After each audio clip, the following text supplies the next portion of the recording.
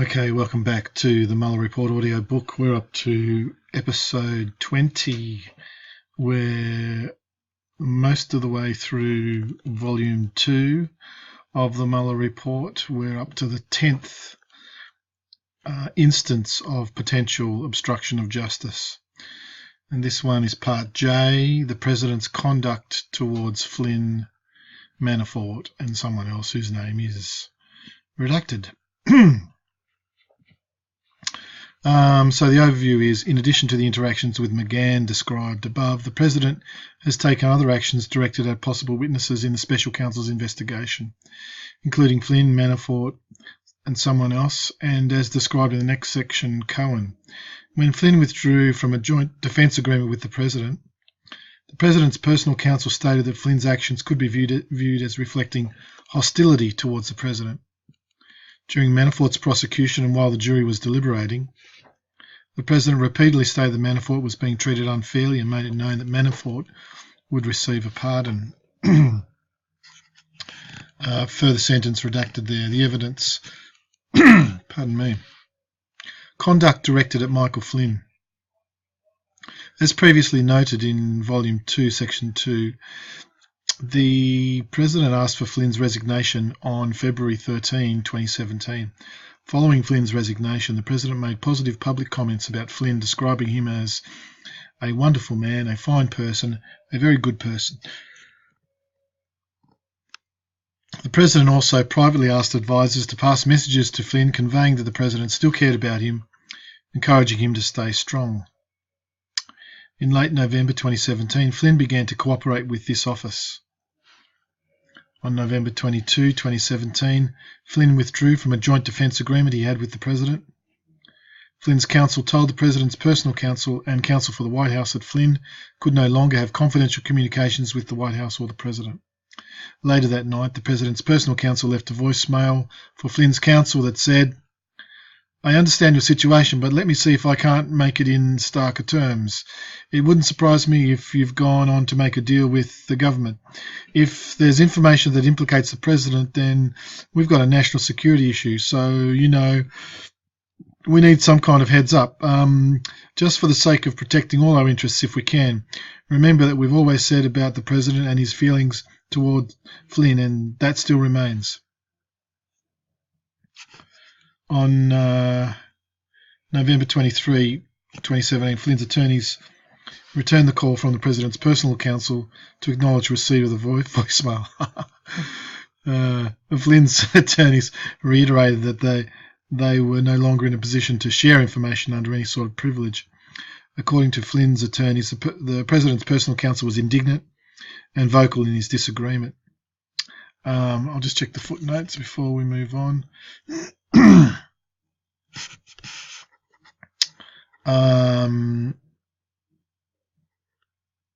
831, 32, what's that reference to? So in reference to the President still caring for Flynn, looks like it's Priebus in response to the interview. The President asked Priebus to contact Flynn the week he was terminated to convey that the President still cared about him and felt bad about what happened to him. Priebus thought the President did not want Flynn to have a problem with him. McFarland at 18, about a month or two after Flynn was terminated, the President asked McFarland to get in touch with Flynn and tell him that he was a good guy. He should stay strong, and the President felt bad for him. Flynn's testimony at 9, recalling the call from Priebus and an additional call from Hicks, who said she wanted to relay on behalf of the President that the President hoped Flynn was okay. Christie also described a phone conversation between Kushner and Flynn the day after Flynn was fired, where Kushner said, "The President respects you. The President cares about you. I'll get the President to send out a positive tweet about you later." The President nodded his assent to Kushner's comment, promising a tweet. Back to the report. The President's personal counsel said that he interpreted what they said to him as a reflection of Flynn's hostility towards the President, and that he planned to inform his client of that interpretation. Flynn's attorneys understood that statements to be that statement to be an attempt to make them reconsider their position because the President's personal counsel believed that Flynn would be disturbed to know that such a message would be conveyed to the President. On December 1, 2017, Flynn pleaded guilty to making false statements pursuant to a cooperation agreement. The next day, the President told the press that he was not concerned about what Flynn might tell the special counsel. In response to a question about whether the President still stood behind Flynn, the President responded, "We'll see what happens." Over the next several days, the President made public statements expressing sympathy for Flynn and indicating he had not been treated fairly. On December 15, 2017, the President responded to a press inquiry about whether he was considering a pardon for Flynn by saying, "I don't want to talk about pardons for Michael Flynn yet. We'll see what happens. Let's see. I can say this. When you look at what's gone on with the FBI and the Justice Department, people are very, very angry." Number 2, conduct directed at Paul Manafort. On October 27, 2017, a grand jury in the District of Columbia indicted Manafort and former Deputy Campaign Manager Richard Gates on multiple felony counts. And on February 22, 2018, a grand jury in the Eastern District of Virginia indicted Manafort and Gates on additional felony counts. The charges in both cases alleged criminal conduct by Manafort that began as early as 2005 and continued through to 2018. In January 2018, Manafort told Gates that he had talked to the President's personal counsel and they were going to take care of us.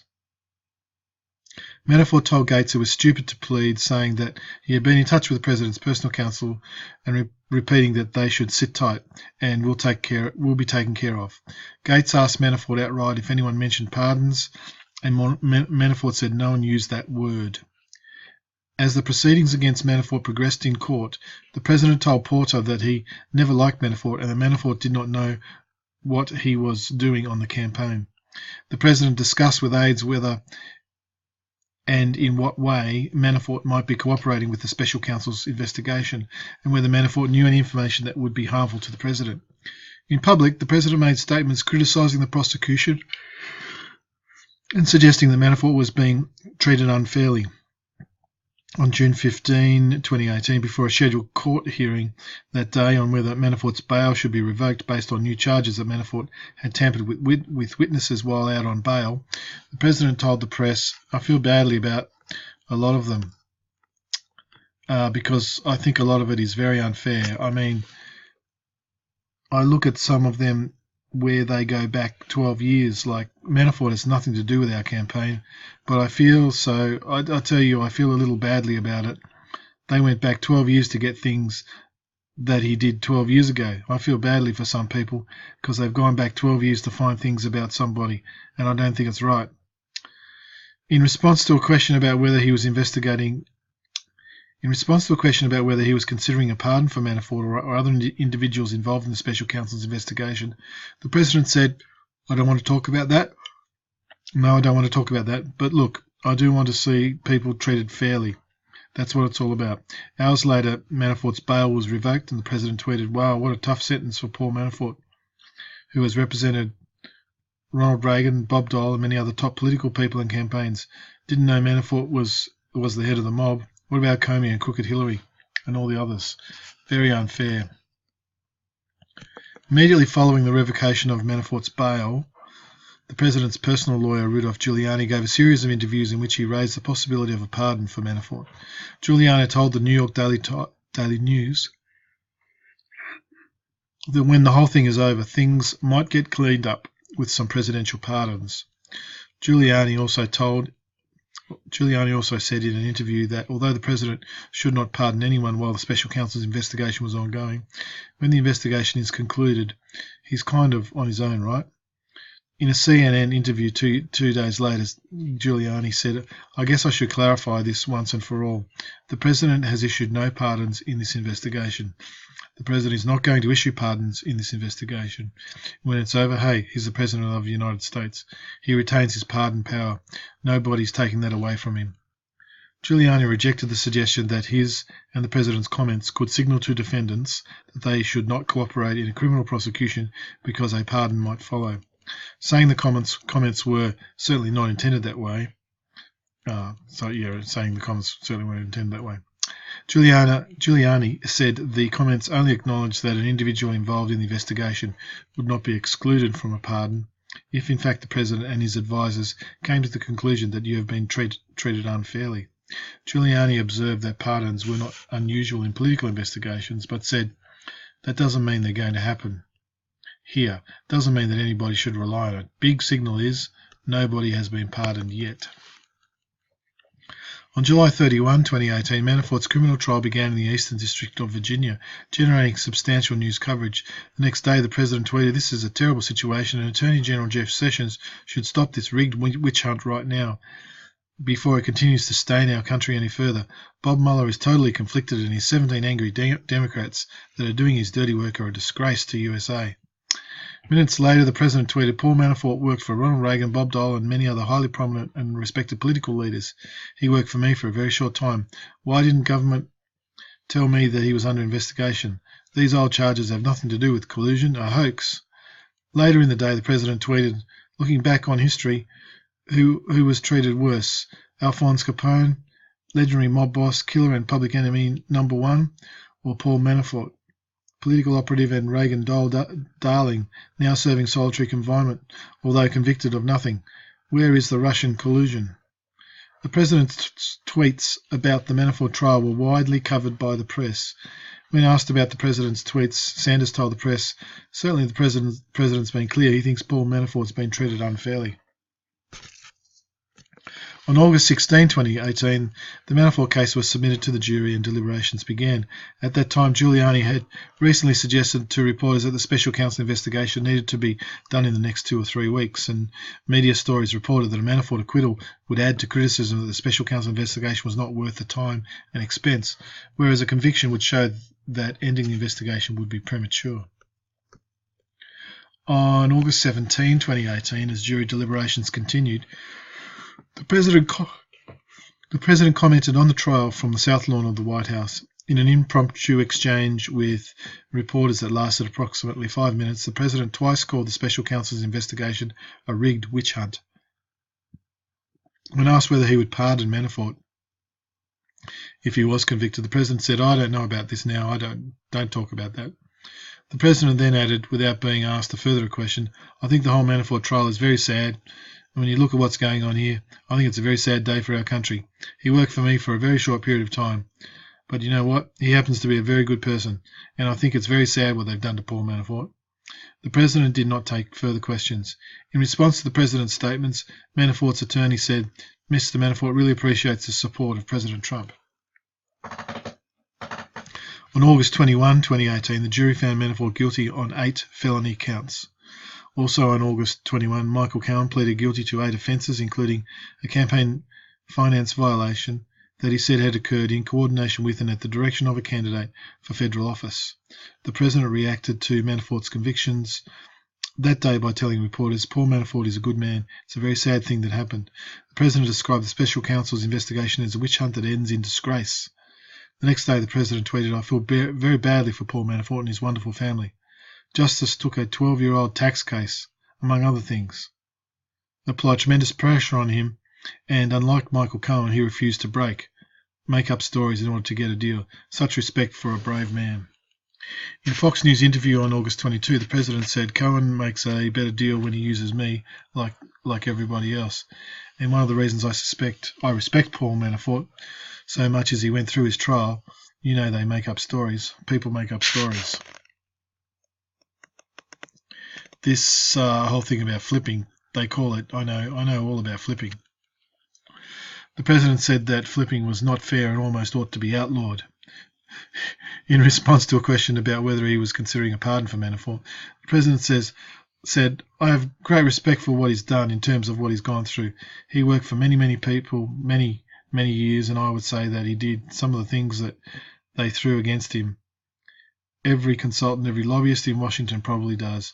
Giuliani told journalists that the President really thinks Manafort has been horribly treated and that he and the President had discussed the political fallout if the President pardoned Manafort. The next day, Giuliani told the Washington Post that the president had asked his lawyers for advice on the possibility of a pardon for Manafort and other aides, and had been counselled against considering a pardon until the investigation concluded. On September 14, 2018, Manafort pleaded guilty to charges in the District of Columbia and signed a plea agreement that required him to cooperate with investigators. Giuliani was reported to have publicly said that Manafort remained in a joint defence agreement with the president following Manafort's guilty plea and agreement to cooperate, and that Manafort's attorneys regularly briefed the president's lawyers on the topics discussed and the information Manafort had provided in interviews with the special counsel's office.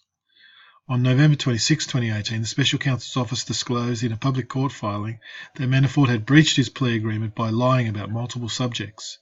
The next day, Giuliani said that the president had been upset for weeks about what he considered to be un-American, horrible treatment for Manafort.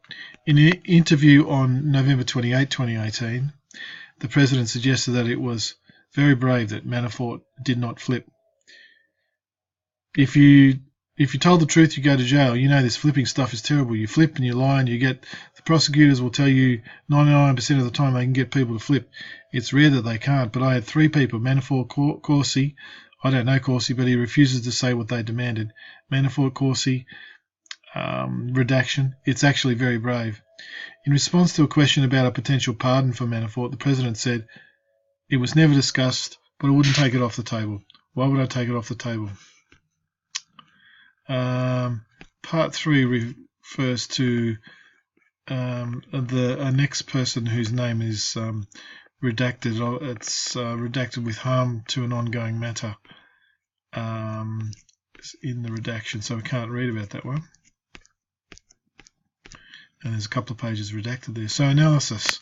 In analysing the president's conduct towards Flynn, Manafort and Mr. Redaction, the following evidence is relevant to the elements of obstruction of justice, i.e. the obstructive act. The president's actions toward witnesses in the special counsel's investigation would qualify as obstructive if they had the natural tendency to prevent particular witnesses from testifying truthfully, or otherwise would have the probable effect of influencing, delaying or preventing their testimony to law enforcement. With regard to Flynn, the president sent private and public messages to Flynn encouraging him to stay strong and conveying that the president still cared about him before he began to cooperate with the government. When Flynn's attorneys withdrew him from a joint defence agreement with the president, signalling that Flynn was potentially cooperating with the government, the president's personal counsel initially reminded Flynn's counsel of the president's warm feelings toward Flynn and said that still remains.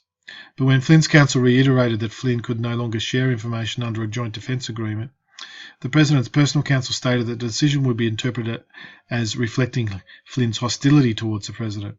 That sequence of events could have had the potential to affect Flynn's decision to cooperate, as well as the extent of that cooperation.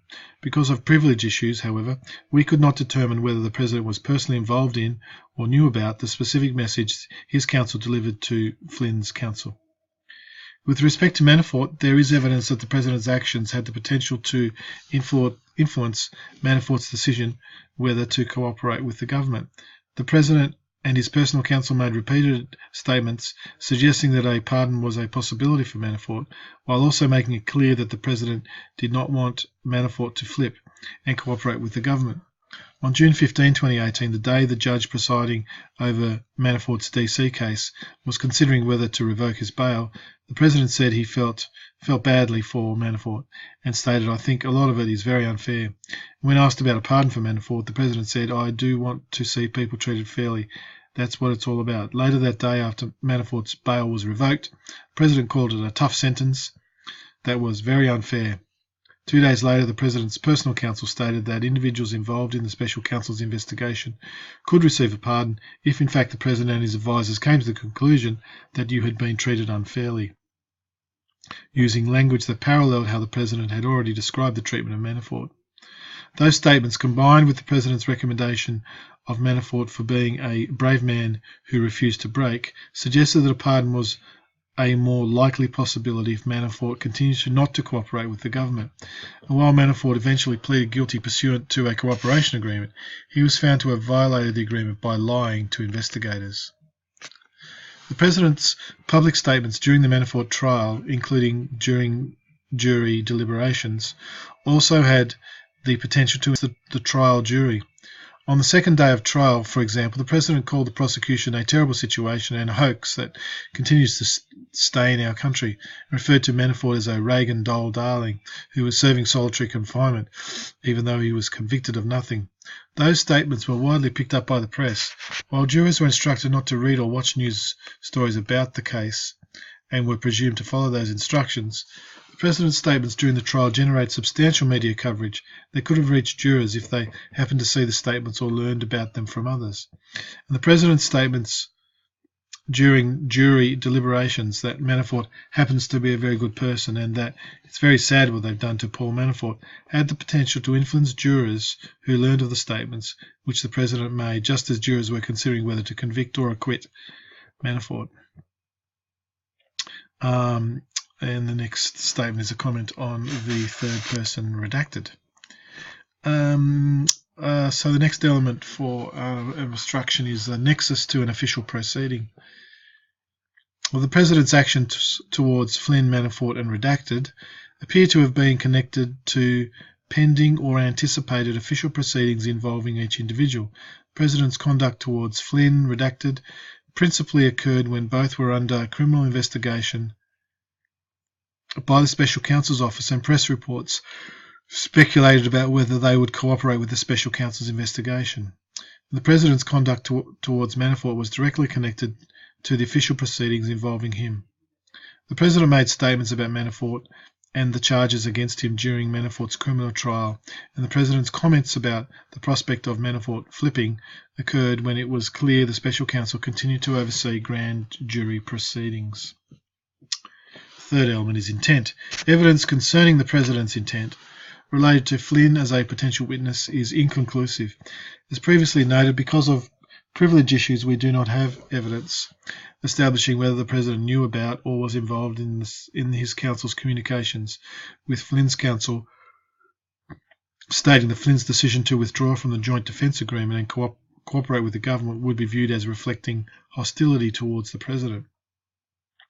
Regardless of what the President's personal counsel communicated, the President continued to express sympathy for Flynn after he pleaded guilty pursuant to a cooperation agreement, stating that Flynn had led a very strong life and the President felt badly about what had happened to him.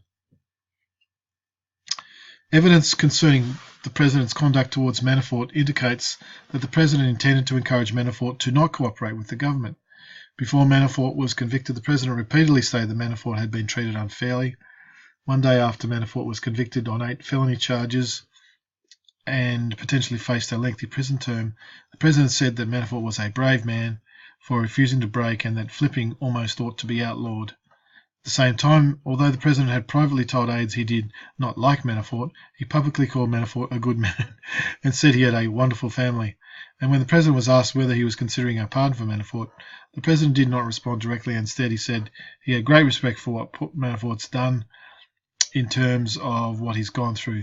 The President added that some of the charges they threw against him, every consultant, every lobbyist in Washington probably does. In light of the President's counsel's previous statements that the investigations might get cleaned up with some presidential pardons, and that a pardon would be possible if the President comes to the conclusion that you have been treated unfairly, the evidence supports the inference that the President intended Manafort to believe that he could receive a pardon, which would make cooperation with the government as a means of obtaining a lesser sentence unnecessary. We also examined the evidence of the President's intent in making public statements about Manafort at the beginning of his trial and when the jury was deliberating. Some evidence supports a conclusion that the President intended, at least in part, to influence the jury. The trial generated widespread publicity, and as the jury began to deliberate, commentators suggested that an acquittal would lead to pressure to end the Special Counsel's investigation. By publicly stating on the second day of deliberations that Manafort happens to be a very good person and that it's very sad what they've done to Paul Manafort, right after calling the Special Counsel's investigation a rigged witch hunt, the President's statements could, if they reached jurors, have the natural tendency to engender sympathy for Manafort among jurors, and a fact finder could infer that the President intended that result. But there are alternative explanations for the President's comments, including that he genuinely felt sorry for Manafort, or that his goal was not to influence the jury but to influence public opinion. The President's comments also have been intended to continue sending a message to Manafort that a pardon was possible. As described above, the President made his comments about Manafort being a very good person immediately after declining to answer a question about whether he would pardon Manafort. Then there's some more discussion about the person redacted. And that pretty much is the end of that that attempt of obstruction of justice. So we might end the recording here.